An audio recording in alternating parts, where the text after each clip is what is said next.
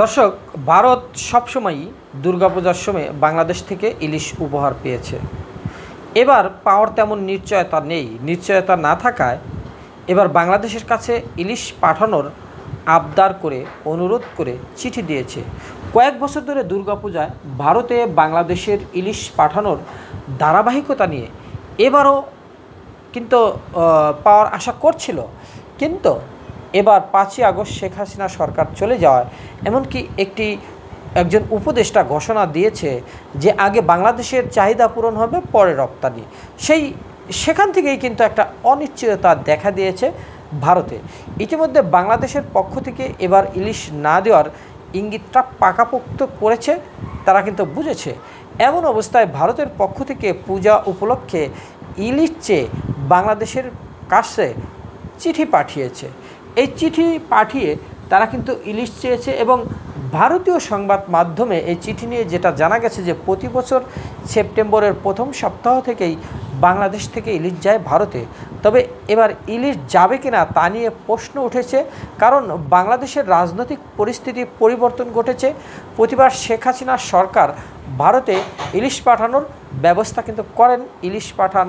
তারপর আমরা দেখেছি যে আম পাঠান, আম অলরেডি তো পাঠিয়েছে। আম পাঠানোর খবরটা তো আগেই হয়ে গেছে, উনি ক্ষমতায় থাকতেই আম পাঠিয়েছে। হাড়িভাঙ্গা আম বিশেষ করে পাঠায়, আনারস পাঠায়। কিন্তু সেটা হচ্ছে কি, এখন যে পরিস্থিতি একেবারেই কিন্তু অন্যরকম। এবার হাসিনা সরকার কিন্তু নেই, বাংলাদেশ ছেড়ে উনি চলে গেছেন, ওনাদের দেশেই আছেন, ভারতে আছেন। তবে এই অনিশ্চয়তার মধ্যেও কিছুটা কিন্তু তারা আশার আলো দেখছে।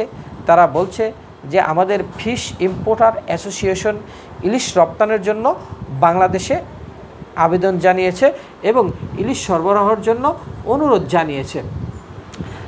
তাদের গণমাধ্যম হিন্দুস্তান টাইমস আর কি, তারা গত 5 বছর ধরে ইলিশ আমদানি হয়েছে বাংলাদেশ থেকে এরকম একটি খবর ছাপায়। এবারও সেই রীতি মেনে ভারতে ইলিশ পাঠানোর জন্য বাংলাদেশ সরকারের উপদেষ্টাদের কাছে চিঠি দিয়েছে এবং আবেদন করেছে ফিশ ইম্পোর্টার অ্যাসোসিয়েশন।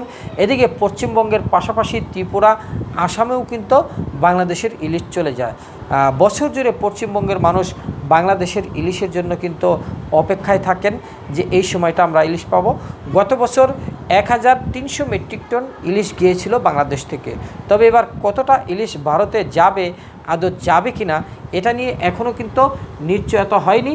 কারণ অন্তর্বর্তীকালীন সরকার আসার আগে থেকেই বাংলাদেশে একটি ভারত বিরোধী সুবাতাস বইছিল এবং ভারতের কাছ থেকে কিছু নেবে না, ভারতীয় পণ্য বয়কট করবে এবং ভারতে ইলিশ দিবে না, যার প্রভাব ইলিশ আমদানিতেও ভারতের ভিতরে পড়তে পারে এবং এই দাবিটা করেছে হিন্দুস্তান টাইমস। দেখা যাক এই যে চিঠি দিয়েছে, এই চিঠির আলোকে বাংলাদেশ কি সাড়া দিবে, তাদেরকে ইলিশ দিবে। দেখা যাক বাংলাদেশ ইলিশ দেয় কিনা, আমরা একটু নজর রাখি।